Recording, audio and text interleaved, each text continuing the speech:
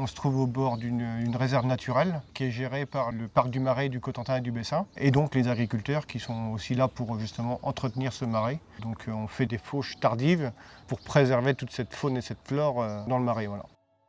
Je me suis installé le 1er avril 2016. Au départ, j'étais en conventionnel et donc la conversion en bio est effectuée en 2018 pour être plus autonome au niveau de l'alimentation des vaches.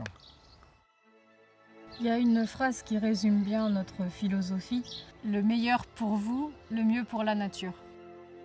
On a un souci de protection de l'environnement, on a des valeurs qu'on enseigne à nos jeunes enfants et on a envie que le monde soit meilleur pour eux. On est aussi persuadé qu'on peut faire bien sans avoir tout un tas de choses en plus pour les vaches. Les vaches, ce qu'elles aiment, c'est être dehors. Quand on les sort le premier jour à la fin de l'hiver, c'est la course en fait pour aller dans les prairies.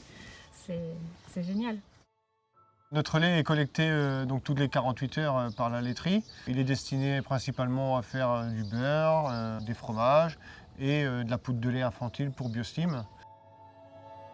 Oui, notre journée type, en fait, c'est déjà la traite des vaches le matin, donc qui dure environ 1h30. Ensuite, toute ce qui est l'alimentation des animaux, la surveillance des animaux, les soins éventuels à apporter. Et puis ensuite, c'est tout ce qui est entretien, justement des haies par exemple, des cultures. Et puis ramasser aussi les excédents d'herbe, collecter tout ça pour l'hiver, pour que les vaches aient de la nourriture de bonne qualité, quoi.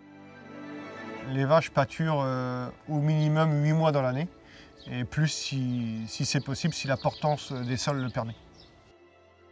Le CAP2ER, c'est un diagnostic qui nous a été proposé par la coopérative, qui est fait sur l'exploitation pour permettre de mesurer en fait, par exemple la quantité de haies qu'on a sur l'exploitation, les effluents qu'on épand, ce que nos vaches émettent en CO2, ce qu'on peut récupérer par justement ces haies par exemple.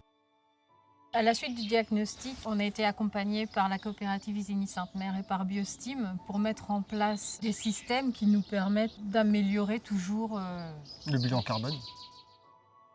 De toute façon, dans ce métier-là, on est tout le temps en train de se remettre en question, en fait. Il faut toujours être en train de se poser la question, mais est-ce que c'est durable de faire ce qu'on fait, quoi, voilà. Par rapport au CAP2ER qui a été effectué, ce qui pourrait être fait, c'est éventuellement replanter des haies. La coopérative Isigny nous subventionne à hauteur de 3 € du mètre linéaire pour inciter justement à replanter des haies. Nous, ce qu'on aimerait, c'est les énergies renouvelables, donc les panneaux photovoltaïques. Maintenir ce qu'on fait déjà, en fait, parce qu'on avait déjà de bons résultats. La coopérative Isigny-Sainte-Mère nous accompagne dans l'acquisition de vaches normandes qui, on le sait, a un lait plus riche et plus intéressant pour la poudre de lait infantile. C'est un peu une collaboration et on trouve ça toujours intéressant. Les agriculteurs, ils ne sont pas juste là pour faire du lait pour la coopérative. C'est un travail en harmonie et en collaboration pour atteindre des objectifs communs.